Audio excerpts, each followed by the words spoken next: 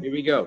So we're gonna learn about the Star Spangled Banner. It's the national anthem of the United States. How it was written and why it was written. Okay, so I'm gonna read this Okay, part real fast. During the War of 1812, British troops stormed into Washington D.C., turned the new Capitol building, burned the new Capitol building. After Washington, they planned to take Fort McHenry, which guarded the entrance to Baltimore Harbor in Maryland. When a young American lieutenant named Francis Scott Key heard that the British had captured an elderly friend of his, Dr. William Bean, he went to President James Madison for help. He reminded the president that Dr. Bean had been a physician in the War for Independence. He explained that the British had made Beans their prisoner merely because three British soldiers arrested for drunk. Hello, I am Lucelena. In no time, sorry, I lost myself. the president. Wasted no time in granting Key permission to board the British flagship and asked for the release of the doctor. He wrote a note for Key to deliver to Colonel Skinner, whom he wanted to accompany him on the mission. Knowing full well the dangers of this mission, Key rode off to find Colonel Skinner. Francis Scott Key did not leave a written record of the alarming and inspiring events that took place next. This section gives the story as he himself might have told it. All right, ready? All right, reading it. The bottom of page 97. There was no trouble in getting cooperation for my mission. Dr. Beans was far better known than I had thought. Everyone thought highly of the old gentleman. It's an outrage, exclaimed Colonel Skinner. The old man is guilty of nothing other than wanting his village rid of nuisances. It means people who bother, people who are just annoying. I've been told Dr. Beans is being held prisoner aboard the flagship of the British fleet, I offered. That would be the Tonnant, the colonel replied. The fleet is somewhere in the Chesapeake. We'll sail from Baltimore and find her. Our horses seemed to sense the importance of our task. As we surged them faster, their steps quickened. Baltimore steamed with excitement. The people knew British troops might land at any time and stage raids. There was also a chance the city could be attacked from the water. The British warships boasted long-range cannons. The city has been readying itself for weeks, Colonel Skinner explained. Heavy cannons are placed in position at Fort McHenry. Made of sturdy brick and wood, Fort McHenry rested comfortably at the entrance to the Baltimore Harbor. It was shaped like a star. Perhaps you would like to visit the fort, the colonel suggested. I would rather complete our mission for Dr. Beans first, I stated. Colonel Skinner agreed. Once our horses were taken off, the colonel and I hurried to the Baltimore wharf. Skinner led the way to a small, narrow craft. The crew was ready for us, and we departed within an hour. Lieutenant Key, I fancy you'll have all your fine speaking talents tested by Admiral Cockburn. He would be better suited to leading snakes and rats than men. I have never heard a kind word spoken of the man. Colonel Skinner extended some papers wrapped in a blue ribbon. These may be of some help. As I untied the narrow slip of cloth, I noticed the papers were letters. Each one testified to Dr. Bean's able and kind treatment of wounds during battle. The letters were signed by British soldiers. These letters can certainly do us no harm, I answered. Colonel Skinner motioned me, so he moved them that way. Colonel Skinner motioned me to the side of our vessel. He pointed across the water. These letters can certainly, I'm sorry, I read that again. He pointed across the water. You can see how important Fort McHenry is to the defense of Baltimore, he said. I nodded. It was not only the fort itself which impressed me, it was the giant flag of our country, the largest banner I had ever seen. Your eyes are wide, the colonel laughed. Yes, it is quite a flag, isn't it? It measures a full 30 by 42 feet. A young widow named Pickersgill made it. The commandant of the fort, Major Armistead, requested a banner so large that the enemy would have no difficulty in seeing it from a distance.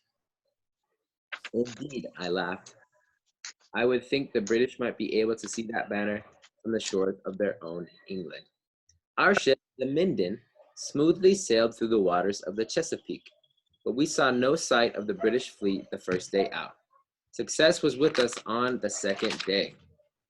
Ship ahoy, a lookout called. British ship ahoy, which means right in front of us is a British ship. As minutes slipped away, we discovered there was not only one ship on the horizon, but many. Skinner yelled at the lookout. How many can you count? The lookout looked through field glasses from his position. Could be 35 or 40 of them, sir. They are coming this way. Quickly, our crew ran up the flag of truce. A large battleship came closer. Colonel Skinner hailed the vessel and called out our names. We were invited to come aboard. At first, I thought Colonel Skinner might have misjudged Admiral Cockburn. He seemed friendly enough, his stomach amply filling his uniform, and his hands clenched and unclenched themselves. But once I mentioned the name of Dr. Beans, the Admiral's face reddened. I handed Admiral Cockburn these letters. As he read, I pleaded the doctor's case. Dr. Beans is a harmless man, which means he didn't do anything wrong. In truth, he may not have realized the seriousness of the action he was taking in arresting your 3 soldiers. He is known to treat everyone he knows with respect and kindness, perhaps much like yourself. On I went, and on further.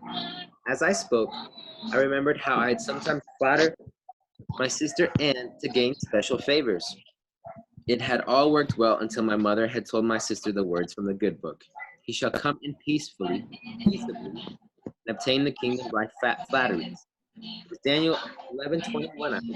Thankfully, the Admiral's remarks aimed at vanity. So, have you ever, let's take a break right there. Let's talk about what happened. So, they have a doctor who was arrested by the British people because he had British soldiers arrested for being drunk, for drinking. It's not good. They're doing bad things. And so what he was doing is they're going to try to get the doctor back.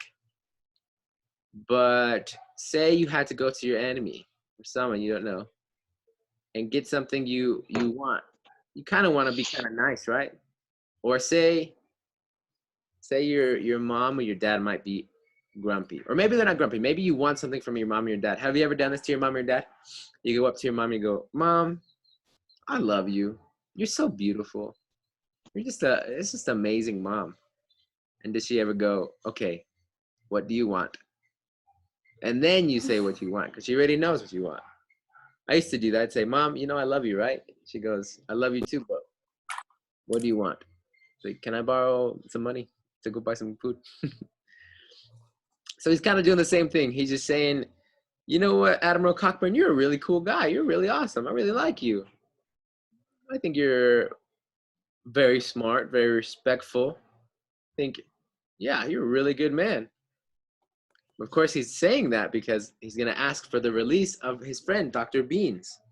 So let's see what happens. As he read, our host's manner mellowed. The letters were passed to his officers dining with us. Their reaction seemed positive. By the time Skinner and I left his quarters that evening, I was convinced Dr. Beans was to be a free man. My feelings proved true enough. We received word that Dr. Beans was to be released to us.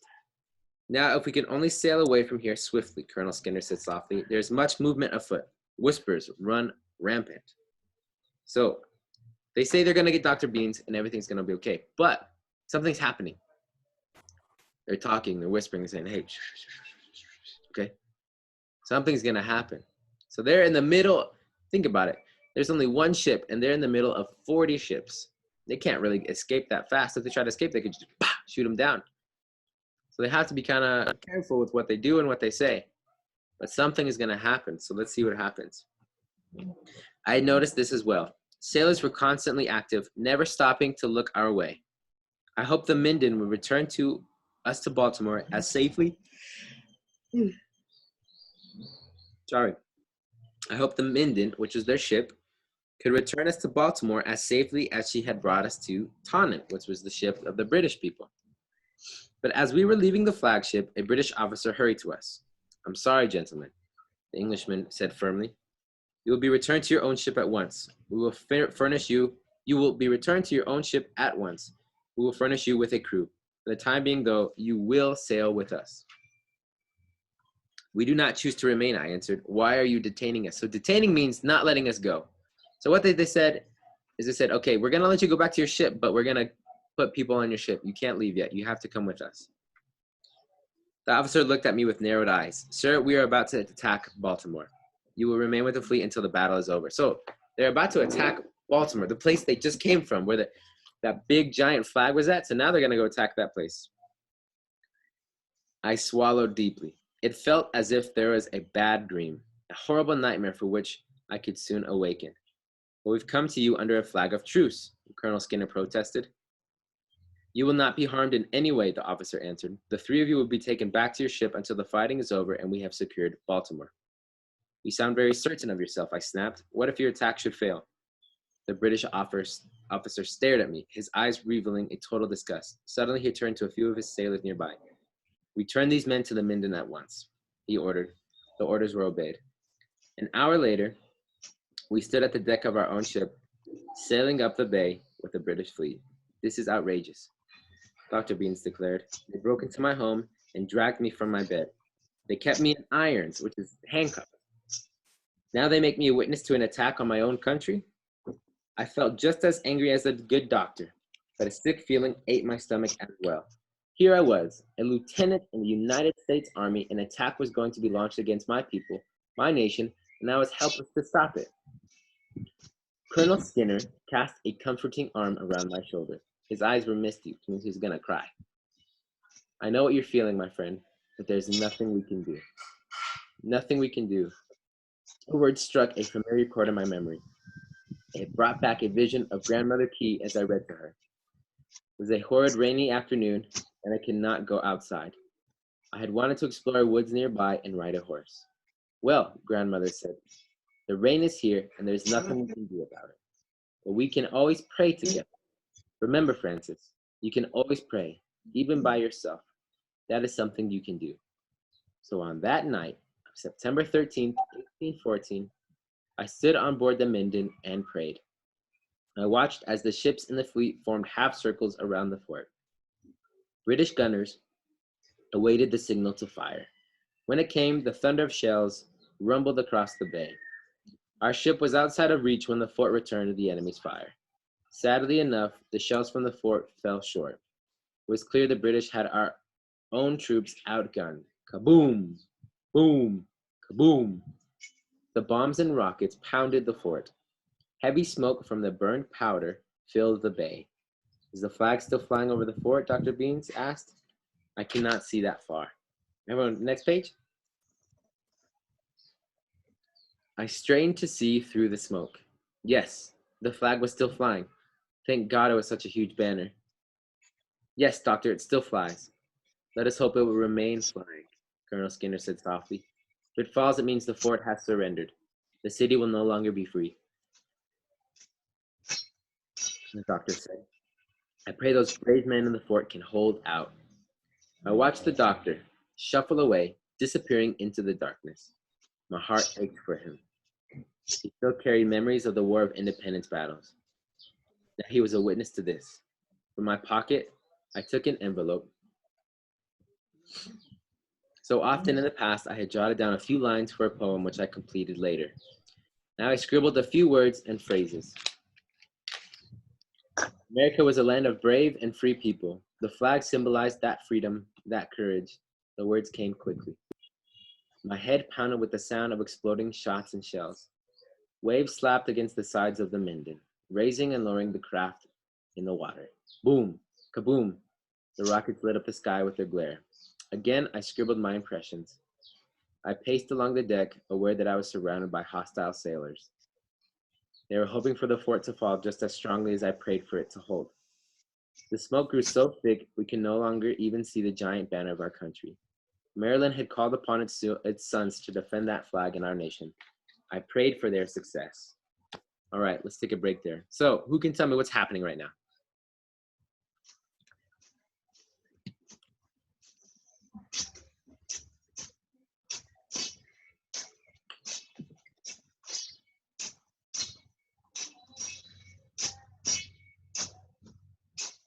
What's happening? So they're on their ship.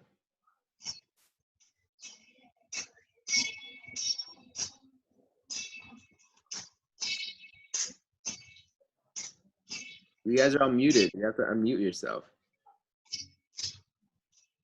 Come on. If you don't unmute yourself, I won't help you. Good job, John Carlos. They started to attack. They started to attack Baltimore. And so were they allowed to leave? Yes. Or no?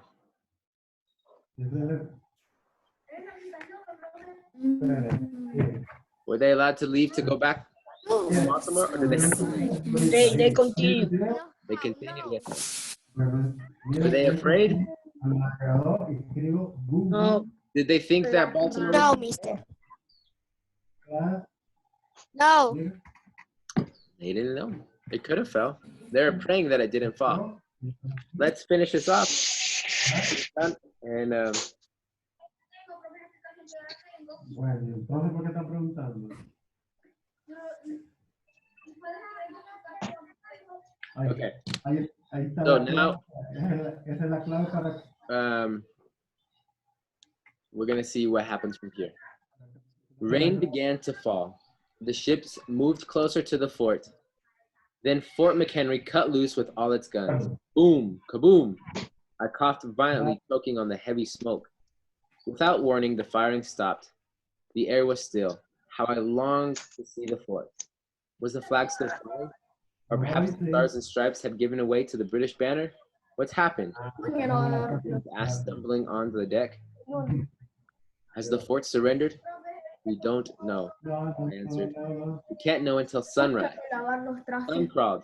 We stood waiting in the darkness. My mouth felt dusty and dry. Dampness covered my body as the rain mingled with my own body moisture. The sun's coming up, Colonel Skinner murmured. The dawn is breaking. Once more, I took out my envelopes. I scribbled away, noting the glow of the dawn's early light. The mist had cleared away the smoke. I can see it, I exclaimed. The flag, our flag, it's still there. The doctor grabbed my arm. He leaned across the railing, trying desperately to see. Are you sure it is our flag, Francis? Yes, yes, I answered. It is ours. It's our beloved red, white, and blue. May God be praised. My hand raced across the envelope, recording what I felt and what I was seeing. The sailors moved around us, preparing to leave. Soon the British crew left the ship and our sailors took over. Joyfully, we watched the enemy ships sail away. They've given up, I exclaimed. We've won. Within hours, the Minden was headed for the wharf in the Baltimore harbor. The thoughts of a warm meal and a clean bed filled my head. But there was something I had to do first. Once he found a room in a Baltimore inn, Dr. Beans and Colonel Skinner ate a hearty meal and headed for bed. I joined them for the meal, but I asked the innkeeper, for paper, ink, and quill when I went to my room. By the soft light of the morning, I began to write. So it says, Francis Scott Key had no idea that the poem, so he originally wrote a poem, would live on today as the national anthem for the United States. So what's the national anthem for Honduras? That's it. So this is the national anthem for the United States. So let's read it real fast. Oh, say, can you see by the dawn's early light what so proudly we hailed at the twilight's last gleaming, whose broad stripes and bright stars through the perilous fight, o'er the ramparts we watched were so gallantly streaming. And the rocket's red glare, the bombs bursting in air, gave proof through the night that our flag was still there. Oh, say does that star-spangled banner yet wave, o'er the land of the free and the home of the brave. So that's the first part. That's the first part of the poem. But that's the section of that we sing for the national anthem in the United States, okay? So here's what we're gonna do now. Let's read through the questions, and I'm willing to help you guys a little bit with the questions, but I want you guys to try as well to do it on your own. Sound good? Okay, Yes. Question number one. Why did Mr. Key, the guy who wrote it, why did he get on board the British flagship? So why did he have to go to the British flagship? That's number one. Number two, what did Mr. Key notice about the flag flying over Fort McHenry? So what did he notice about the flag? When he looked at the flag that was flying over the fort, what did he think? Number three, What was Mr. Key forced to do that troubled him so much? So he had to do something that he didn't want to do. I'll give you a clue. It was something the British officer told him he had to do. And then 4, what time of day was it when Mr. Key wrote the Star-Spangled Banner? Number 5, was the Star-Spangled Banner originally written as our national anthem? Or my national anthem, because I'm the only American. Okay?